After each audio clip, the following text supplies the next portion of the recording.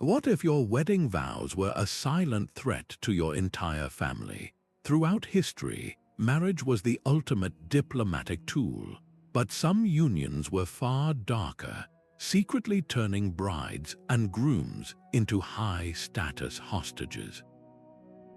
By the end of this, you will see royal weddings not as fairy tales, but as brilliant, brutal games of power.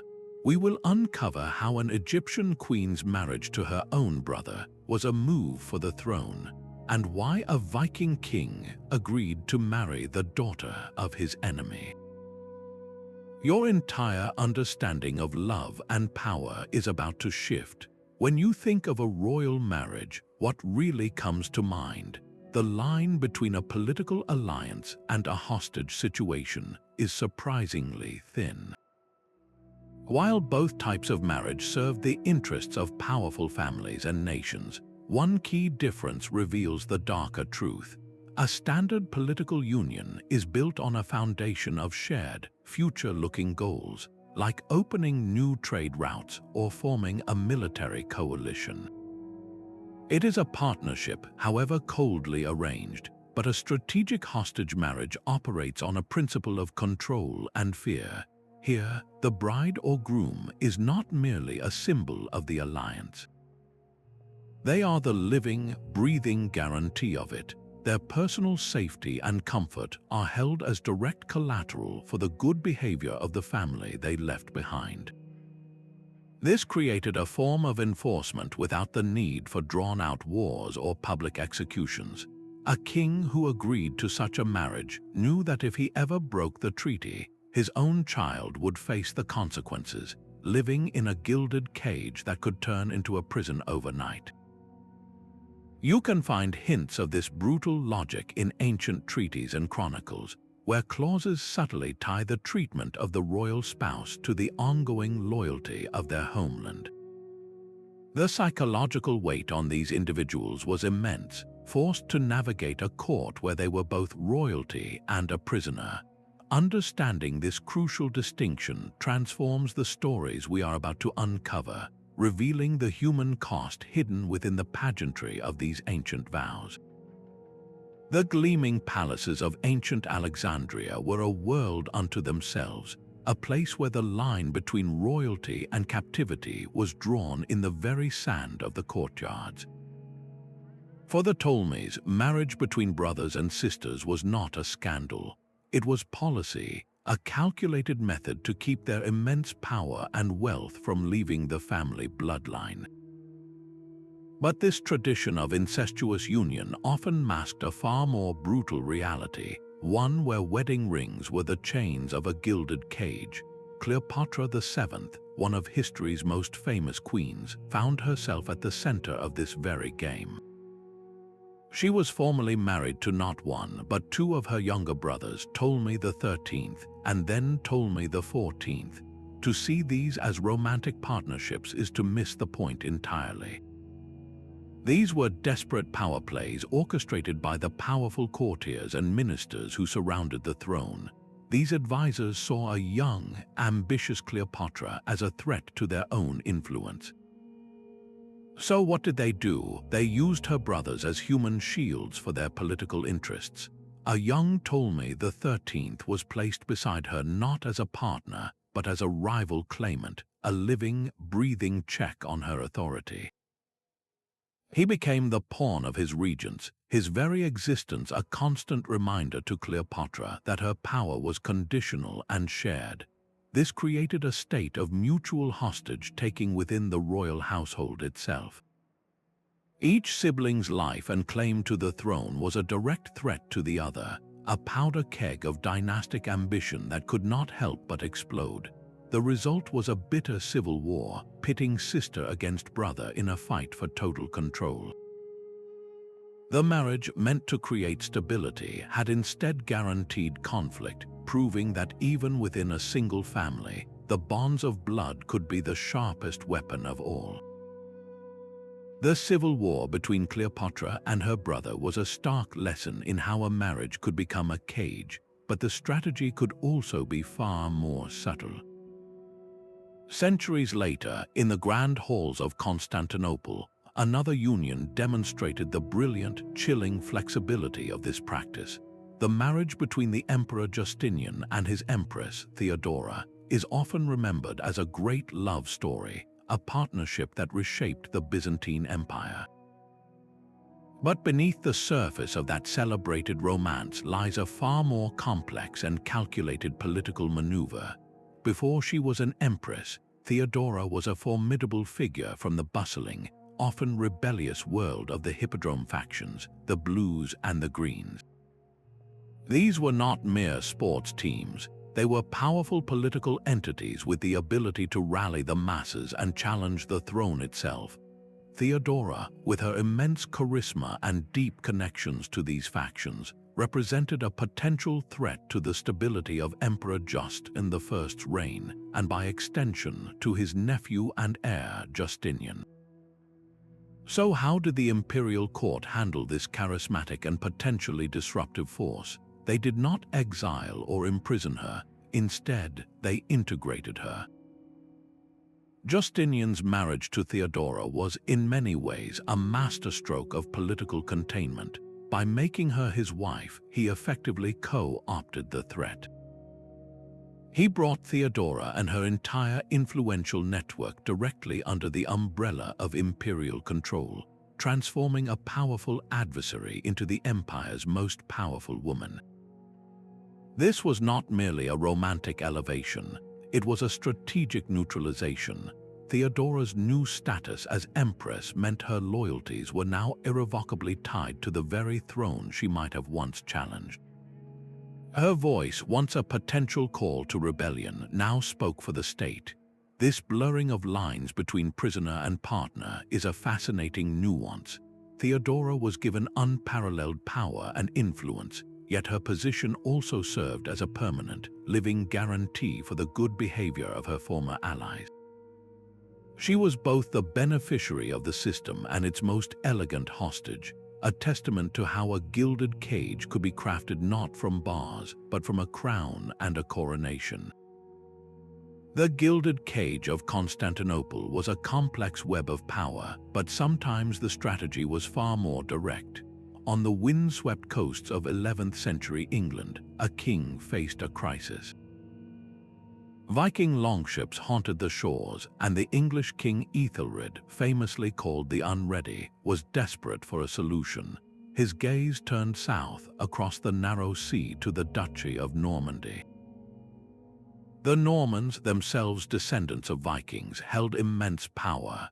If they chose to join their Danish cousins in raiding England, the kingdom would be caught in a devastating pincer movement. Ethelred's answer was not just a treaty, but a woman. He married Emma, the sister of the Norman Duke Richard II.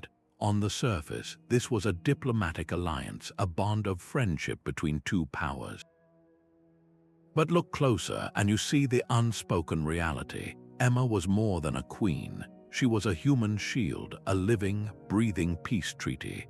Her presence in the English court was a constant, silent guarantee of Norman neutrality. Her safety and her status were the collateral for her brother's good behavior. If the Duke of Normandy ever allowed his ports to be used by Viking fleets, or worse, joined them himself, his own sister would face the immediate and severe consequences. She lived a life of royal luxury, yet her position was fundamentally precarious, her comfort entirely dependent on the continued loyalty of the family she left behind. This single, calculated marriage did more than just buy a temporary peace. It set in motion a chain of events that would echo for centuries. Emma's connection to Normandy planted a seed of Norman ambition for the English throne, a claim that would be fiercely pursued by her own descendants just decades later. One strategic union designed to prevent an invasion ultimately paved the way for the most famous conquest in English history. The Mongol Empire was a sprawling network of conquered lands, held together by fear and a brilliant, ruthless system of control. At the heart of this system were the daughters of the great Khans, women who traveled to distant courts not as simple brides, but as the empire's ultimate enforcers. When Genghis Khan or one of his successors sent a princess to marry a subservient ruler, they were not just sealing an alliance, they were installing a permanent imperial agent. This princess became a living, breathing insurance policy for the Khan. Her presence in a foreign palace was a constant, unspoken threat. If her new husband or his people ever contemplated rebellion, they knew the first casualty would be their own queen, the daughter of the most powerful man in the world. Her safety was the direct price of their continued loyalty, but these women were far more than just passive hostages. They were often highly educated and politically astute, wielding immense influence within their new households. They maintained their own courts, staffed by loyal Mongol attendants, and served as the Khan's eyes and ears, reporting on local affairs and ensuring the steady flow of tribute back to the heartland. This was marriage as a tool of empire, a key pillar of the so-called Pax Mongolica. This peace was not built on mutual respect, but on the chillingly effective logic of the hostage bride, a human guarantee of obedience that stretched across thousands of miles. The grand ceremony in Rome was a spectacle of pure power, meant to be seen from Constantinople to the farthest edges of Germany. When the Byzantine Princess Theophano married the Holy Roman Emperor Otto II in the year 972, two worlds colluded under the banner of a single union. For Otto, this marriage was everything. His title, Holy Roman Emperor, was still new and fragile, viewed with deep skepticism by the ancient, sophisticated court in the East. By marrying a genuine Byzantine princess, a woman born into the purple, he was purchasing legitimacy. He was buying the recognition his fledgling empire so desperately needed. And for the Byzantine emperors, Theophano was the price. She was their most elegant and expendable asset, sent west to secure their volatile Italian frontier and create a powerful ally against mutual enemies. But she was far more than a simple peace offering. Theophano arrived in Otto's court as a living emblem of Byzantine superiority. Her every custom, her style of dress, her very manners were a constant, silent lecture on the grandeur of the empire she represented. She was a bridge, yes, but one that her new court was expected to cross on her terms, to admire the civilization that had sent her. Her life became a masterclass in diplomatic survival. She had to champion the interests of the homeland she might never see again, all while carefully building her own influence within a foreign court that could easily see her as an outsider, or worse, a spy. This was the ultimate test of a hostage bride, not held by physical chains, but by the immense weight of cultural expectation. Her success or failure would determine the fate of an alliance between two empires that saw each other not as equals, but as rival heirs to Rome itself. Within the sun-baked halls of the Achaemenid Persian court, tradition was a weapon. For King Cambyses II, son of the legendary Cyrus the Great, marrying his own sisters, Atossa and Roxane, was not an act of passion but a calculated move of political isolation. This practice of royal incest, justified as preserving the sacred royal bloodline, served a far more immediate and brutal purpose. It was a wall built not of stone but of marriage vows, designed to keep the powerful noble families of the empire at a distance. By taking his sisters as wives, Cambyses effectively removed them from the great game of alliance building. No ambitious noble could ever hope to marry into the royal family and use that connection to challenge the king. The sisters were sequestered within the innermost royal circle, their immense status as daughters of Cyrus making them the ultimate prizes, yet their lives were entirely subject to the king's will. They were, in a profound sense, hostages to their own brother's power. Their comfort and safety depended entirely on his continued rule and his favor. Any instability, any challenge to his throne would put them in immediate danger, not from an external enemy, but from the very court they called home. This is a chilling variation on our theme, a hostage situation where the cage is the dynasty itself, and the jailer is one's own flesh and blood. Here, the strategic marriage was not about securing a foreign border, but about neutralizing the threat that simmered within the palace walls, a stark reminder that sometimes the most dangerous rivals are those who share your name and your blood. A child queen could be the most valuable hostage of all. In 1281, a young Scottish princess named Margaret set sail for Norway.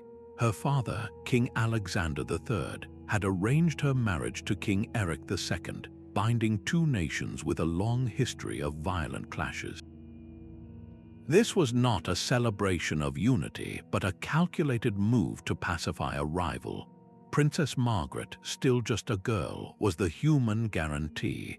Her life in the Norwegian court was the peace treaty made flesh, ensuring her father would not raise his armies against his new son-in-law. But tragedy struck swiftly. Margaret died giving birth to a daughter, a baby girl who was also named Margaret. In an instant, the strategic hostage was gone, but her legacy ignited a firestorm. This infant, known to history as the Maid of Norway, was suddenly the sole, recognized heir to the entire Scottish throne. The little girl, living across the sea in Norway, became a geopolitical crisis in a cradle.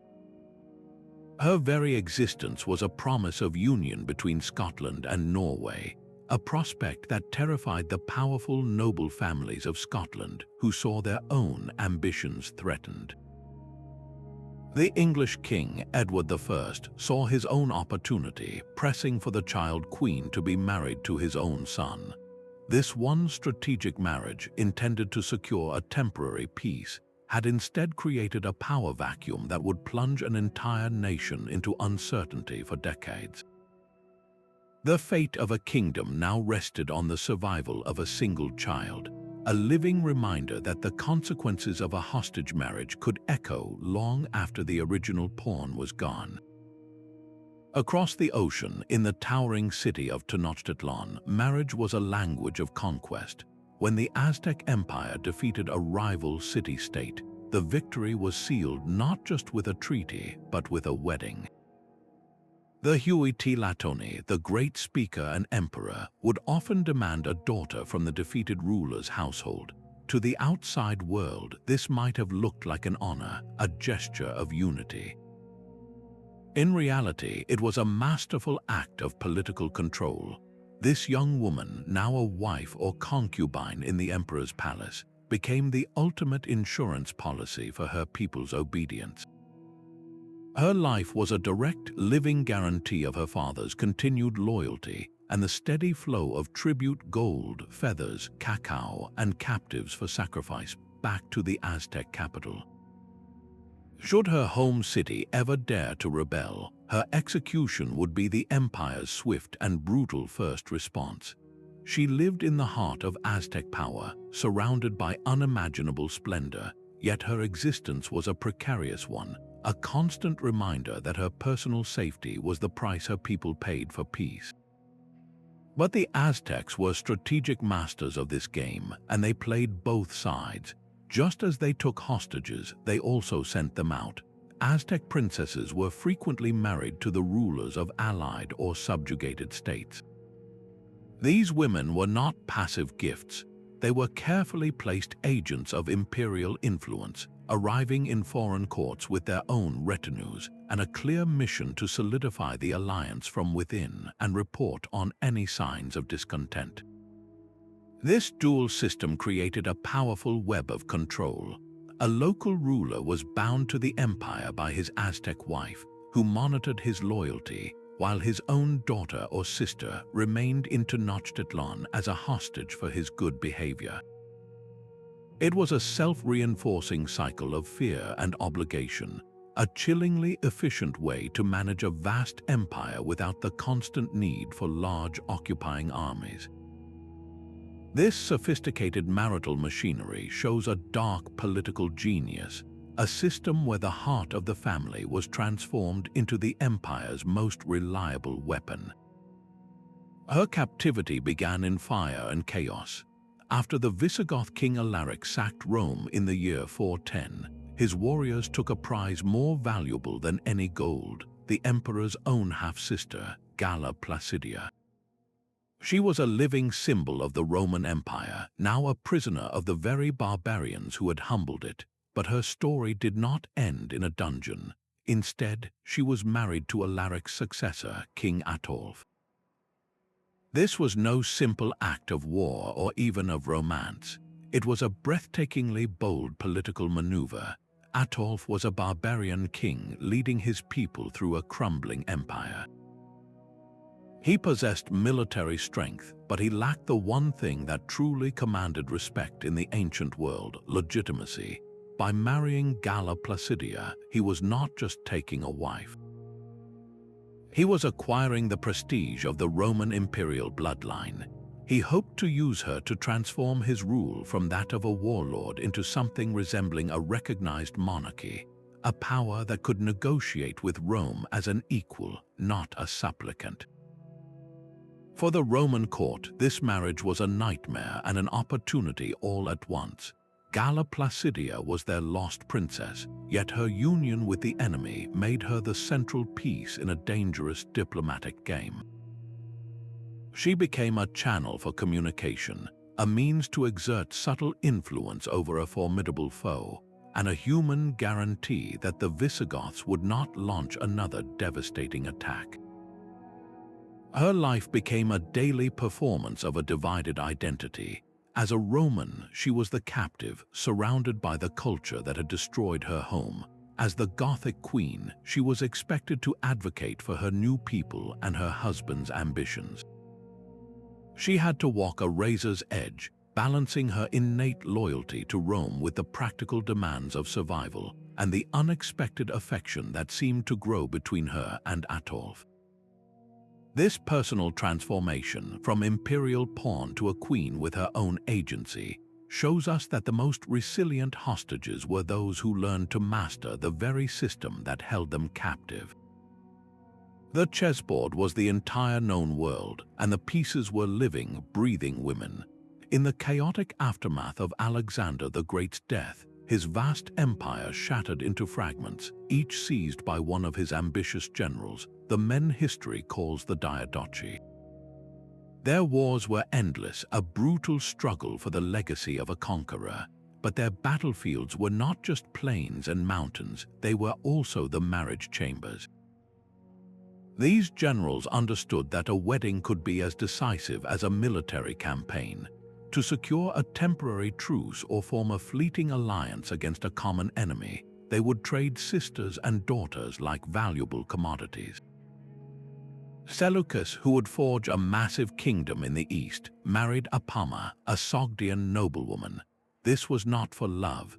It was a cold calculation to secure the loyalty of the local populations in his newly conquered territories, turning a potential enemy into a subject through a union with one of their own.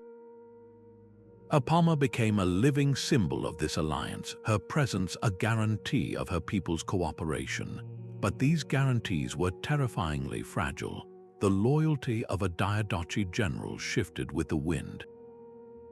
A wife who was an asset one season could become a dangerous liability the next if her father or brother fell from power or became the primary enemy. In this world, a wedding ring was the most temporary of contracts, easily broken not by divorce but by a sword. A woman could be cast aside, imprisoned, or even executed the moment her family's political utility expired. Her life was entirely dependent on the unstable fortunes of the men who had traded her. This was marriage stripped bare of any pretense, a raw transaction where human bonds were instantly severed for a sliver of territory or a momentary tactical advantage. It reveals a chilling truth that in the fog of war, the heart of a family could become the most disposable currency of all. A king's daughter was his most versatile and expendable asset. As the Carolingian Empire, forged by Charlemagne, fractured into warring kingdoms, his grandson Charles the Bald faced a constant storm of rebellions and Viking invasions. His armies were stretched thin, his treasury drained, so he turned to a different kind of treasury, his own children. Charles became a grandmaster in a brutal game of diplomatic chess, and his daughters were the pawns he moved across the board to secure his crumbling borders. His daughter Judith's life reads like a map of her father's fears and ambitions. She was first married to Ethelwulf, the aged Saxon king of Wessex, a union meant to secure England as a friendly ally. When Ethelwulf died, she was immediately married to his son, her own stepson, to maintain the fragile alliance. When that too fell apart, Charles did not bring his daughter home for comfort. He swiftly married her to Baldwin, the formidable Count of Flanders. This was a masterstroke of frontier management. Flanders was a wild, coastal region that served as a launching point for Viking raids deep into the Frankish heartland. By making Baldwin his son-in-law, Charles aimed to transform a Viking sympathizer into a loyal border guard. Judith herself was the bond, the living guarantee that her new husband would defend the coast instead of plundering it. Her safety in Flanders was the direct price of her father's security. Can you fathom the psychological toll of such a life? To know that your home, your status, and even your personal safety are conditional, revocable at a moment's notice if your father's political calculations change. This was the stark reality for Carolingian princesses, women born into immense privilege who nonetheless had less freedom than many commoners. Their bodies were not their own, they were the parchment on which treaties were written, their lives a currency spent to buy a few more years of a king's fragile peace. Sometimes the most revealing plans are the ones that never came to pass. In the early 1400s, a shadow of a new threat loomed over the ancient powers of the Eastern Mediterranean. The Ottoman Turks were rapidly expanding, and two old empires, the Byzantine and the Mamluk Sultanate of Egypt, found themselves contemplating the unthinkable, a strategic alliance. Secret discussions began, and at the heart of these talks was a bold proposal, a marriage between a Mamluk sultan and a Byzantine princess. This was not a love match. It was a calculated move of pure geopolitical necessity. The princess would have been the living, breathing embodiment of the treaty. Her journey to Cairo would have transformed her into the ultimate guarantee, a highborn hostage ensuring her father, the Byzantine emperor, remained a committed partner against the Ottoman advance. Her safety in the Mamluk court would have been the direct price for Byzantine military cooperation. Yet this marriage never happened, the alliance faltered, and the princess remained in Constantinople. But the fact that it was so seriously considered tells us everything. It reveals a brutal, unquestioned logic of the age. A royal woman was not just a diplomatic tool, she was a standard form of collateral, offered up without a second thought to secure the survival of a state. Her value was not in her person, but in her bloodline, a currency so reliable that empires would draft entire marriage contracts before they even agreed to stand together on the battlefield. This phantom union shows us that the concept of the hostage bride was so ingrained, it was the default opening offer in a desperate diplomatic play. Even without a formal wedding, the same brutal logic could apply. In the misty lands of 1st century Britain, the Iceni tribe learned this lesson in the most horrific way. Their king, Prasutagus, had tried to secure his family's future by naming the Roman emperor as co-heir to his kingdom, a desperate attempt at peaceful coexistence. But when he died, the Roman officials saw not an ally but an opportunity. They moved in to seize the entire kingdom as Roman property. When his widow, the Queen Boudica, protested, the Romans had her publicly flogged. Then they turned to her two young daughters. The Roman historian Tacitus records the unspeakable crime. The daughters of the king were raped. this was not random violence. It was a calculated act of political annihilation. In the Roman mind, these princesses were not just girls, they were the living vessels of the Iceni royal bloodline, the very future of the tribe. By violating them, the Romans were not merely inflicting pain, they were systematically destroying the family's honor and legitimacy, turning the heirs into broken symbols of Roman dominance.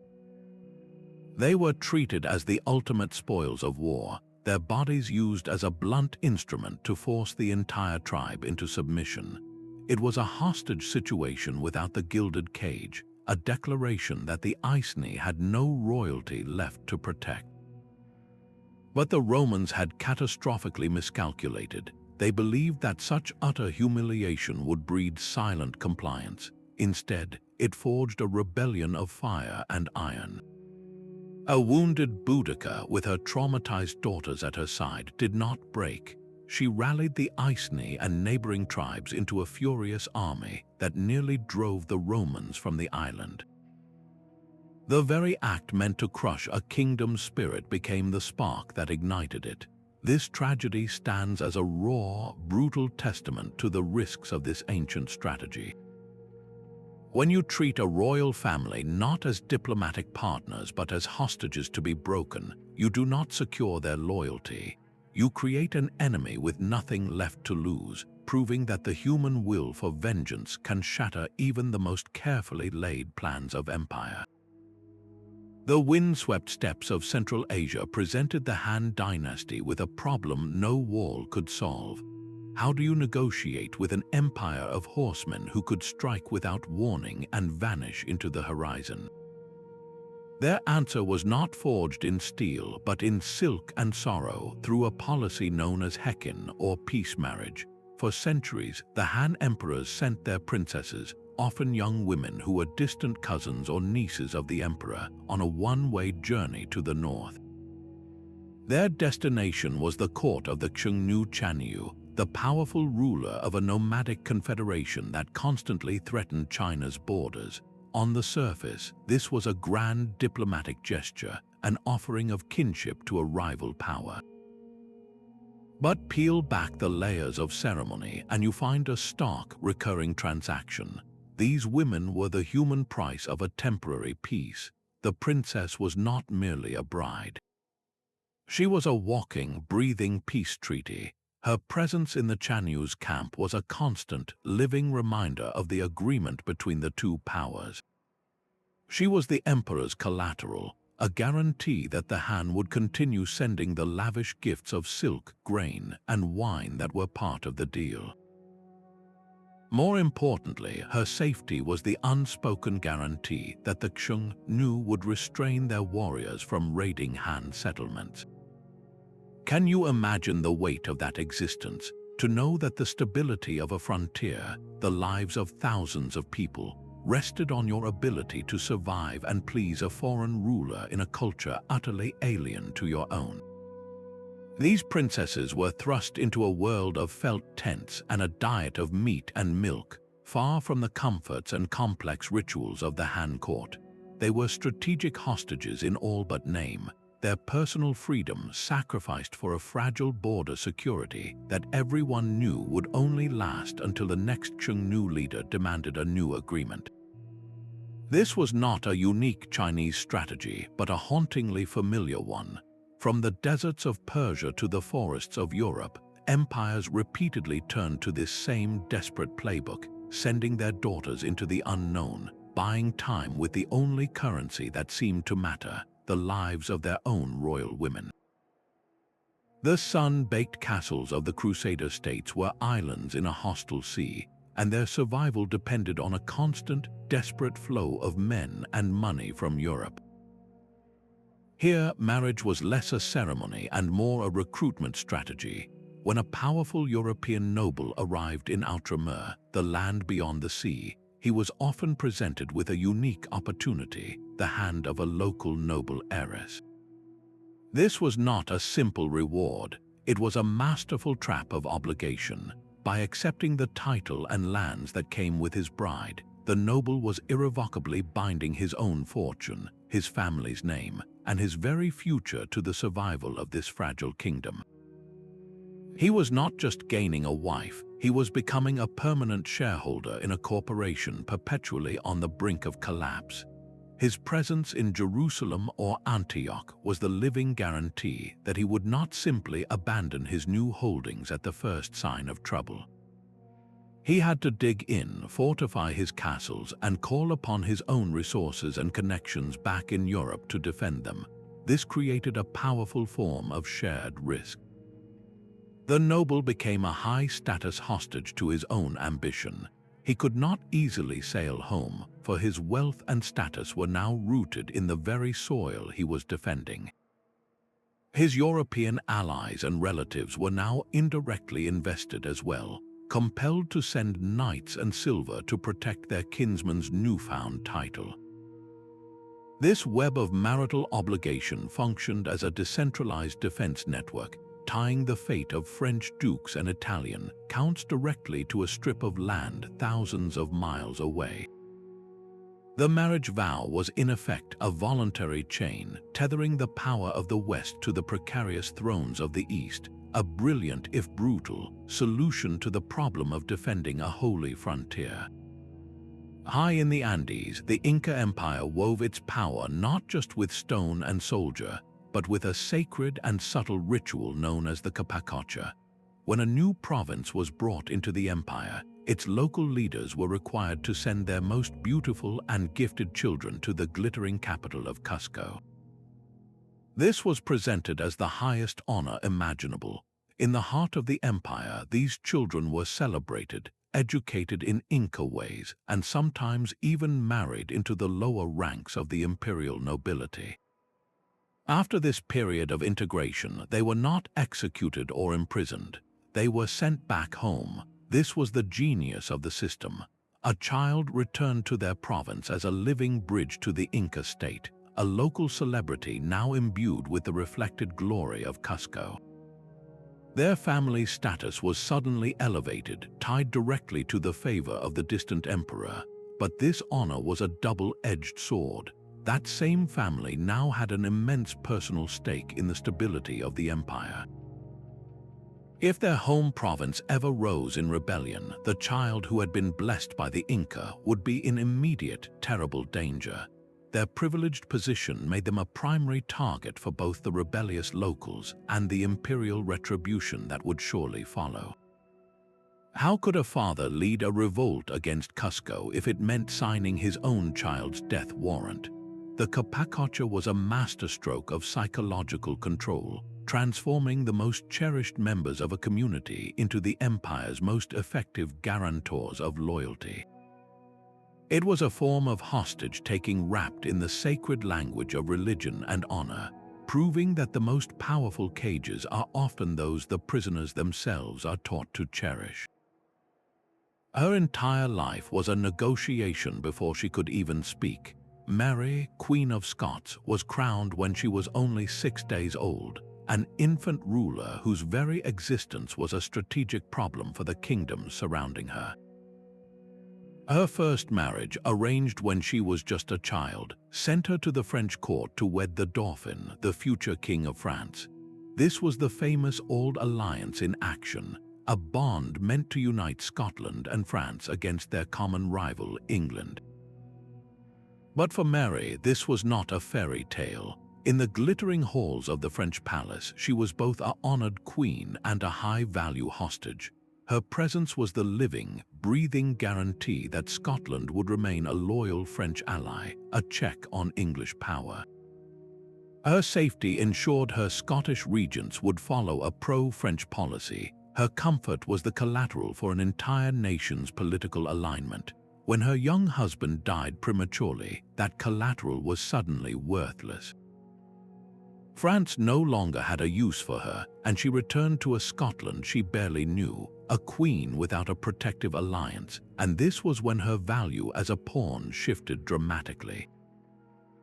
Her powerful cousin, Queen Elizabeth I of England, watched Mary's every move with deepening suspicion. Mary had a strong, legitimate claim to the English throne herself, a fact that made her existence a perpetual threat to Elizabeth's rule. Every potential marriage Mary considered, every suitor who sought her hand, was seen in London as a potential plot to seize the English crown. Elizabeth's solution was not a dungeon, but something far more insidious, a gilded cage that lasted for nearly 19 years. Mary was placed under house arrest in various English manor houses, a prisoner of state whose life was a diplomatic bargaining chip. She was kept alive but never free, her fate suspended in a perpetual stalemate. To execute her was too dangerous, it would make her a Catholic martyr. To release her was even more dangerous, as she would instantly become the focal point for every rebellion against Elizabeth. Mary's life is the ultimate example of a royal hostage, not just for a single treaty, but for the entirety of her existence. From her cradle in Scotland to her final moments in an English execution chamber, she was never truly her own person, but a piece to be moved, secured, or sacrificed in the great game of thrones. The most beautiful woman in the world was also a perfect political excuse. The legend of Helen of Troy, while a foundational myth, captures a raw, ancient truth about royal marriages and the wars they could start. When the Trojan prince Paris took Helen from her husband, King Menelaus of Sparta, he was not merely committing a personal betrayal. He was shattering a sacred institution known as xenia, the bond of ritualized guest friendship. This was a profound violation of the social and religious order, turning a private affair into a national insult. In this light, Helen was far more than a runaway queen. She was a stolen asset, a symbolic hostage whose abduction represented a direct challenge to Spartan power and Greek honor. Her retrieval became the singular, publicly stated cause for the Trojan War, a decade-long conflict that mobilized 1,000 ships. This mythic narrative reveals the immense weight placed on the control of a royal woman. Her body was not her own, it was a vessel for her husband's honor and his kingdom's sovereignty. To lose her was to be publicly shamed, a weakness that could not be tolerated. The entire epic, with its gods and heroes, revolves around a simple, brutal principle. The seizure of a king's wife was an act of war. This story, told and retold for centuries, served as a cultural warning. It taught that the line between a queen and a hostage was vanishingly thin, and that crossing it could bring empires to their knees. Deep within the Topkapi Palace, the Sultan's harem was a world governed by its own ruthless politics. Far from the secluded pleasure quarters of popular imagination, this was a sophisticated engine of state, a domestic battleground where the most powerful alliances were forged not on the field, but in the private chambers of the Sultan. The women who lived here, often gifted to the court as part of tribute agreements or taken as spoils of war, entered a gilded labyrinth. A Circassian beauty or a Greek maiden, presented as a token of allegiance from a regional governor, was more than a mere concubine.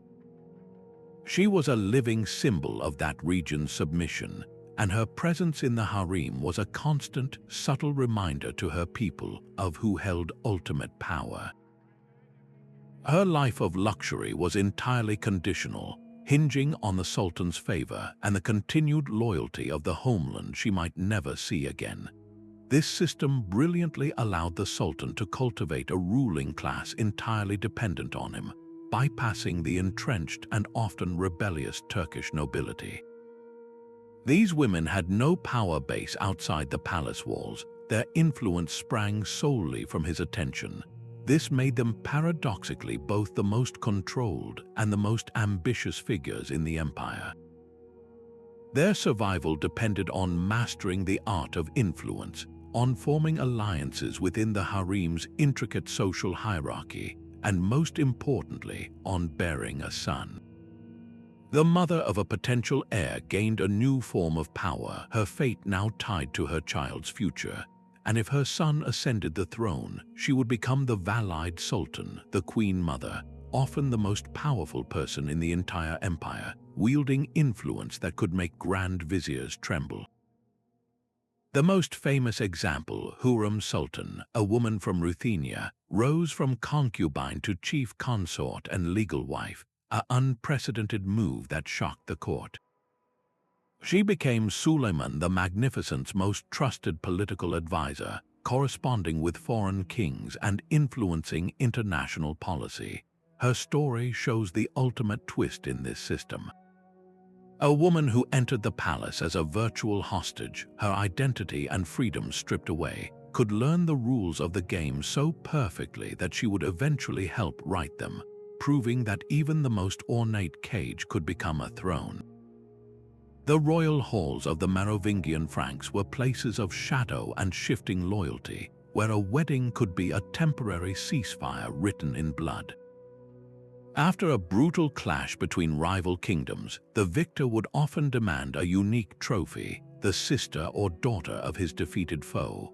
This woman arrived at her new husband's court not as a beloved bride, but as the physical embodiment of a peace treaty. Her presence was a constant, living reminder of the agreement. Her safety and her status were the direct collateral for her own family's continued good behavior. Should her father or brother ever raise their banners in rebellion again, the first and most personal consequence would fall upon her. She lived a life of royal luxury, yet every glance from a courtier, every cold word from her husband was a test of the truce.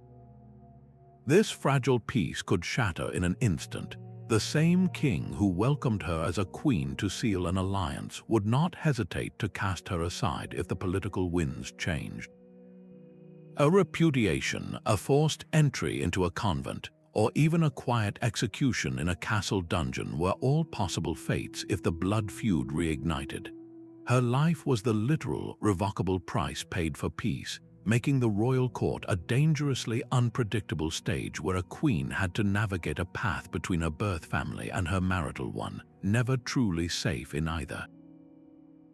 This practice turned the very heart of the family into a battlefield, proving that even the most intimate bonds could be weaponized in the endless struggle for power. Her captivity began with a kidnapping.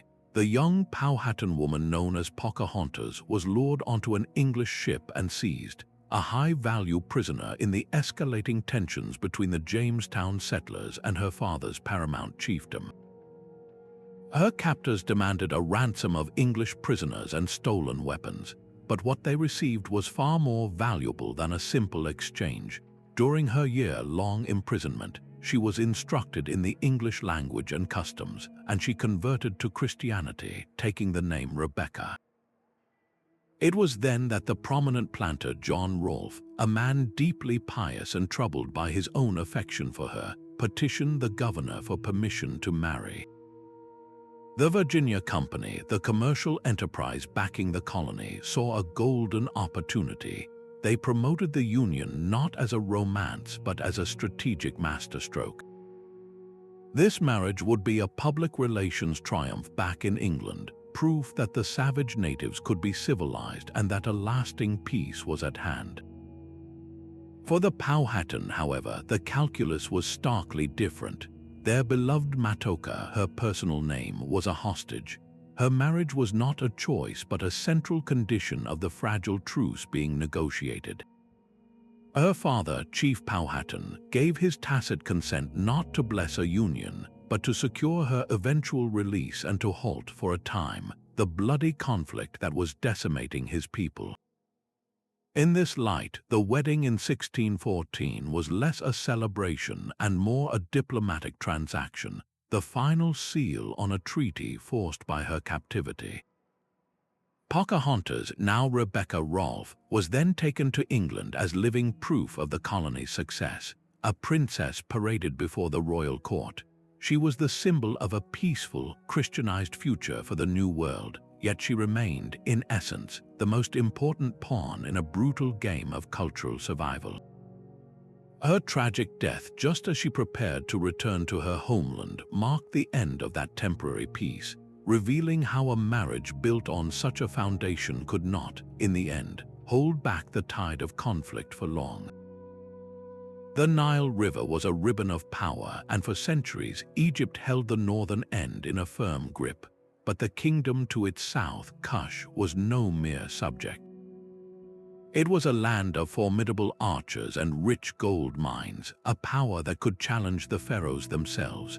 To manage this southern rival, Egypt developed a strategy of breathtaking patience, one that unfolded not over years but over generations.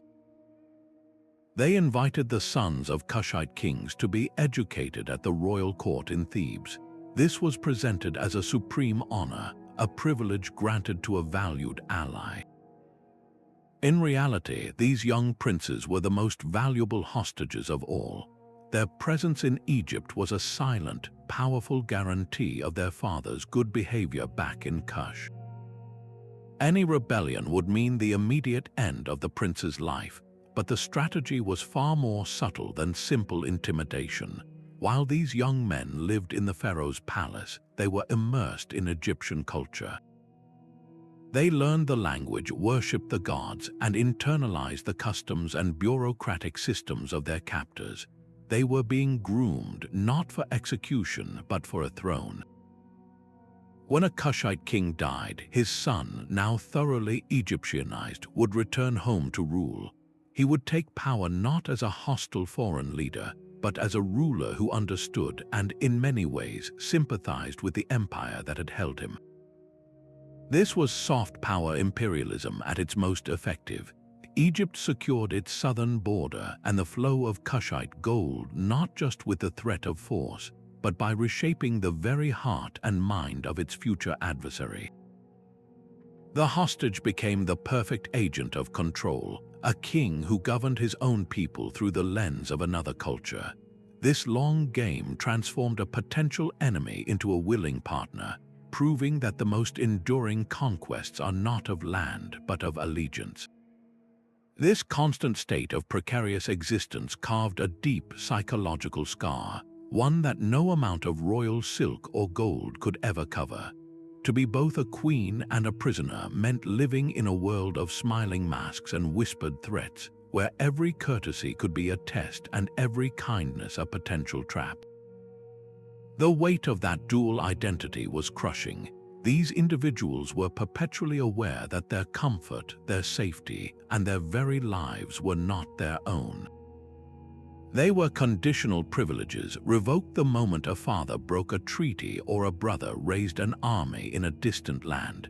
This wasn't just political pressure, it was a form of sustained psychological torment, a life lived on the edge of a blade. The isolation was profound, surrounded by a foreign court that viewed them with suspicion as an outsider, a spy, or a living reminder of their own subjugation. They were often utterly alone.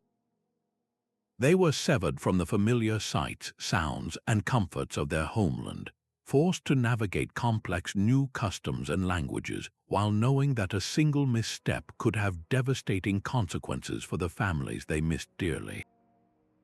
Think of the young princess sent to the Xiongnu steppes, trading the intricate rituals of the Han court for a life in a felt tent, her happiness a small price for a border's fragile peace. Her story, and thousands like it, were not just entries in a chronicle, they were lifetimes of quiet desperation. Yet, within this system of control, we also find breathtaking stories of human resilience. Women like Theophano and Galla Placidia did not just endure their gilded cages, they learned to pick the locks. They mastered the subtle arts of influence, using their intelligence and charisma to turn a position of weakness into a platform for power. They became advisors, regents, and power brokers, not by fighting the system head-on, but by understanding its rules better than anyone else. For everyone who triumphed, however, there were countless others whose spirits were broken, who lived short, tragic lives entirely defined by their utility to others. Their personal suffering is the stark, human counterpoint to the cold logic of empires, a haunting reminder that the grandest strategies were always paid for with individual hearts and minds. From the pyramids of Egypt to the castles of Europe, A single, unsettling thread connects these stories. Each of these 22 unions was far more than a political alliance. It was a sophisticated hostage situation where a human being served as the ultimate collateral in a brutal game of power.